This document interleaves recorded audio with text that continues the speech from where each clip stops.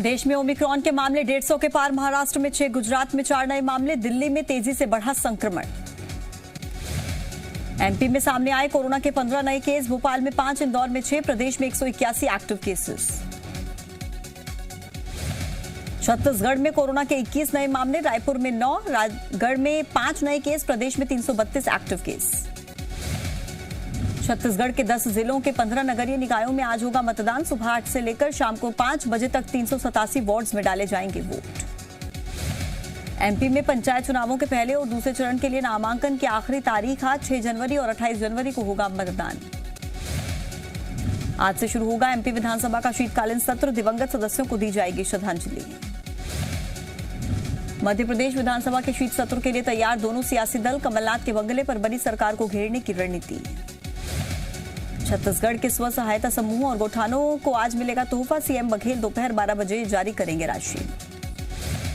धर्मनिरपेक्ष वाले बयान पर संस्कृति मंत्री उषा ठाकुर का बयान। कहा, ऐसे बयानों से बचे नेता संसदीय शब्दों का करें इस्तेमाल। छत्तीसगढ़ कांग्रेस के पूर्व विधायक रमेश वलन्यानी का निधन। कांग्रेस के प्रदेश महामंत्री प्रमुख प्रवक्ता के पद पर भी रह चुके थे रमेश वलन्यानी। सूरजपुर में पूर्व मंत्री के बेटे पर लगे स्थानीय लोगों से मारपीट के आरोप। पीड़ित ने प्रेमनगर थाने में शिकायत की दर्ज। सतना में पैलेस संचालक को बंधक बनाकर बदमाशों ने किया हंगामा। बीजेपी नेता पर यूपी से गुंडे मंगवाकर अवैध तरीके से जमीन खाली करवाने का आरोप। इंदौर में 10 लाख के ड्रग्स और विदेशी करेंसी के साथ युवती गिरफ्तार। मुंबई से न्यू ईयर पार्टी के लिए लाई गई थी ड्रग्स। कटनी में शादी के नाम पर धोखाधड़ी। शादी के एक दिन पहले रुपए लेकर लड़की समेत परिवार गायब। पुलिस ने 5 लोगों को किया गिरफ्तार।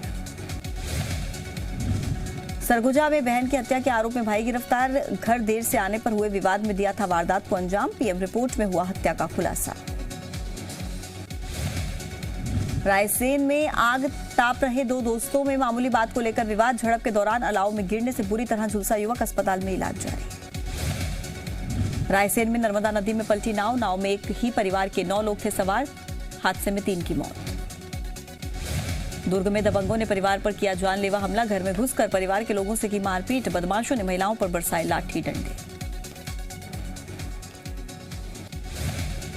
रायसेन के बेगमगंज में चोरों के हौसले बुलंद। पुलिस थाने के सामने कोर्ट की कैंटीन में किया हाथ साफ। सीसीटीवी कैमरे के डीवीआर समेत 15,000 का माल लेकर उड़े चोर। नरसिंहपुर की केंद्रीय जेल में प्रतिभा खोज कार्यक्रम। कैदियों के उत्साहवर्धन के लिए हुआ आयोजन। बढ़ चढ़कर कैदियों ने लिया प्रतियोगिता में हिस्सा।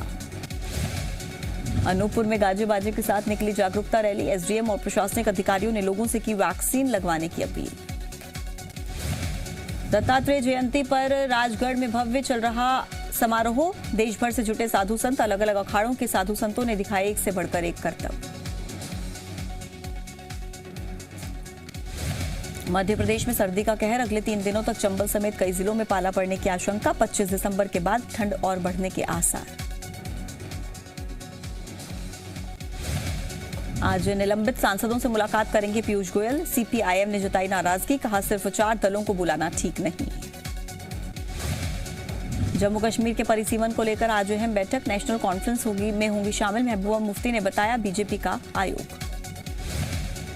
अगले वित्त वर्ष में केंद्र लागू कर सकता है चारों श्रम कानून। 13 राज्यों ने भरी हामी।